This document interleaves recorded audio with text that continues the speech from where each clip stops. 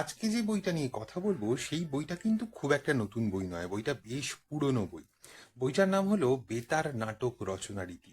রচনা করেছেন সূর্য সরকার। এবার এই সূর্য সরকারকে তিনি কিন্তু আকাশবাণীর সঙ্গে একসময় যুক্ত ছিলেন এবং বেতার নাটক আকাশবাণী কলকাতার যে সম্প্রচারিত যে বেতার নাটকের একটা বিরাট বড় ইতিহাস আছে, সেখানে কিন্তু তার অবশ্যই বিরাট অবদান ছিল। সেই সূর্য সরকারের লেখা বেতার নাটক রচনা রীতি ডিমাই সাইজের একটা বই, এবং এই বইটি কিন্তু রবীন্দ্র ভারতী বিশ্ববিদ্যালয় থেকে প্রকাশিত। বইটার একেবারে শুরুতেই ফ্লাই পেজেই কিন্তু রবীন্দ্র ভারতী বিশ্ববিদ্যালয়ের লোগো দেখা যাচ্ছে। এবং এই বইটা প্রকাশিত হয়েছিল 1987 সালের মে মাসে, এবং তখন এই বইটির দাম ছিল 35 টাকা। আমি জানি না এখনো রবীন্দ্র ভারতী বিশ্ববিদ্যালয়ে এই বইটা ছাপে কিনা, তার কারণ এই বইটা কিন্তু যথেষ্ট রেয়ার একটা বই, সাধারণভাবে কিন্তু দোকানে আপনি পাবেন না।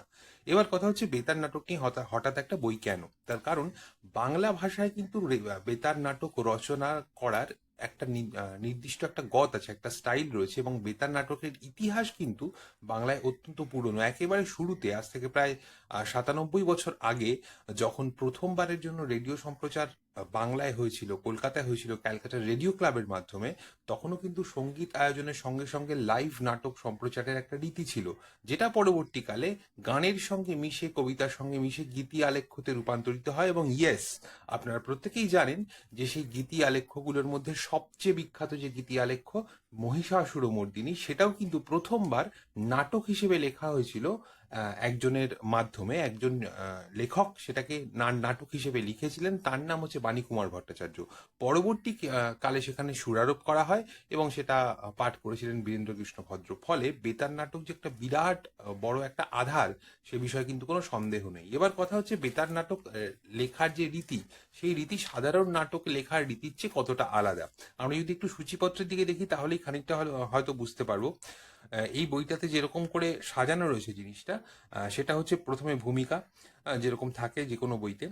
তারপর নাটক, বেতার নাটকের সংজ্ঞা, প্রতিভার কোষ্ঠীপাতর, বক্তব্য বিন্যাস, ঘটনা জঠর, গল্প, নাট্য ধারণা, সূচনা বিন্দু, নামকরণ, আঙ্গিক ও উপাদান, উপাদান সন্নিবেশ, রীতি, চরিত্র সৃষ্টি, চরিত্র সংখ্যা, দৈর্ঘ্য, রচনা সৌষ্ঠব এবং শ্রেণীবিভাগ, সঙ্গে সাধারণ আলোচনা, মৌলিক নাটক, পূর্ণাঙ্গ নাটক, এবং বিভিন্ন নাটকের নাট্যরূপের মাধ্যমে তার যে উদাহরণ দেওয়া সেটা, এবং নাট্য প্রবচন, সেখানে সংযোজনা, সহচারবাদ ইত্যাদি এই সমস্তগুলো রয়েছে, এবং সংযমশীলতা এবং বেতার বিধি, একই সঙ্গে জনপ্রিয়তা, অভিনয়, এবং সঙ্গে এই বইটা লেখার জন্য যে সমস্ত বইগুলোর সাহায্য নেওয়া রয়েছে, তার গ্রন্থপঞ্জি, নির্ঘণ্ট, শুদ্ধিপত্র ইত্যাদি ইত্যাদি সমস্ত কিছু রয়েছে। এবং লেখক পরিচিতিতে যে যে কথা বলছিলাম, যে সূর্য সরকারের সঙ্গে স্বাভাবিকভাবেই একাডেমিক্যালি তিনি যেরকম গুরুত্বপূর্ণ একজন ব্যক্তি ছিলেন, একই সঙ্গে বেতার নাটক প্রযোজনা, আকাশবাণী কলকাতায় বেতার নাটক প্রযোজনা করার ক্ষেত্রেও কিন্তু তার একটা বিশেষ ভূমিকা ছিল এক সময় পর্যন্ত।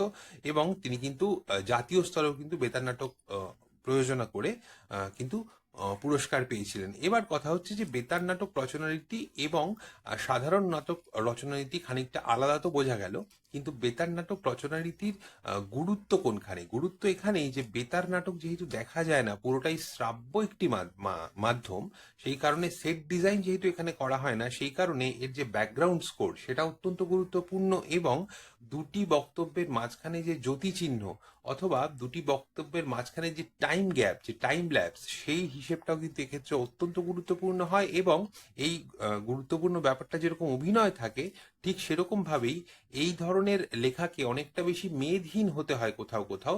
যে যে জায়গাগুলোতে এই এই ধরনের নাটকের যে স্ক্রিপ্ট, সেই স্ক্রিপ্ট কিন্তু মেদহীনতা ডিমান্ড করে কোথাও কোথাও। তার কারণ হচ্ছে শ্রোতার মনে সেই সিচুয়েশনটা সম্পর্কে একটা ছবি তৈরি করার ক্ষেত্রে এটা অত্যন্ত গুরুত্বপূর্ণ একটা পদক্ষেপ, একেবারে প্রথম পদক্ষেপ হিসেবে সেটাকে গণ্য করা হয়। ওভারঅল এই বইটা কিন্তু যথেষ্ট পুরনো এবং রেয়ার একটা বই, এবং এই বইয়ের যে প্রচ্ছদ, সেই প্রচ্ছদটা দেখেই বুঝতে পারছেন একেবারে একাডেমিক বইয়ের মতো দেখতে একটা বই। এবং এটার মধ্যে কোনো বাহুল্য নেই, এই ধরনের বইগুলোর মধ্যে কোনো বাহুল্য থাকেও না। অত্যন্ত সিরিয়াস একটি বই, এবং যারা বেসিক্যালি বিভিন্ন ধরনের লেখালেখি করেন এবং কখনো না কখনো গিয়ে বেতার নাটক লিখতে চান, অথবা এখন তো মানে বেতার যে নাটকের যে মিডিয়াম, সেই মিডিয়ামটা অনেক বেশি এক্সপ্যান্ড করে গেছে। যেহেতু আপনি যে ইউটিউবে যে ভিডিওটি আপনি দেখছেন, সেই ইউটিউবেও কিন্তু ইউটিউব বা অন্যান্য মিডিয়ামেও যদি লিখতে চান তাহলেও অ্যাকচুয়ালি সেটা তো মানে বেতার নাটকেরই একটা পার্ট। বেতার নাটক শব্দটা অনেক বড় শব্দ। তো সেরকম নাটক যদি কেউ লিখতে চান তাহলেও কিন্তু তার কাছে ওই বইটা অত্যন্ত গুরুত্বপূর্ণ হতে পারে। আপনি দেখছেন টেবিল ল্যাম্প স্টোরি, এবং আজকের ভিডিওটা যদি আপনার ভালো লেগে থাকে তাহলে অবশ্যই একটা লাইক করে দেবেন, এবং এই ধরনের ভিডিও যদি আপনার ভালো লাগে তাহলে অবশ্যই আমাদের চ্যানেলটা সাবস্ক্রাইব করবেন। আবার নতুন একটা ভিডিওতে নতুন কোনো একটা টপিক নিয়ে কথা হবে। এবং যদি আপনার এই ধরনের বইয়ের ভিডিও, রিভিউ ভিডিও ভালো লাগে তাহলে অবশ্যই আই বাটনে আমি এই আমার যে প্লেলিস্টটা আছে তার লিঙ্কটা দিয়ে দেবো, আপনি অন্যান্য বইয়ের ভিডিও দেখতে পারবেন। আবার নতুন একটা ভিডিওতে কথা হবে, ততক্ষণের জন্য টাটা।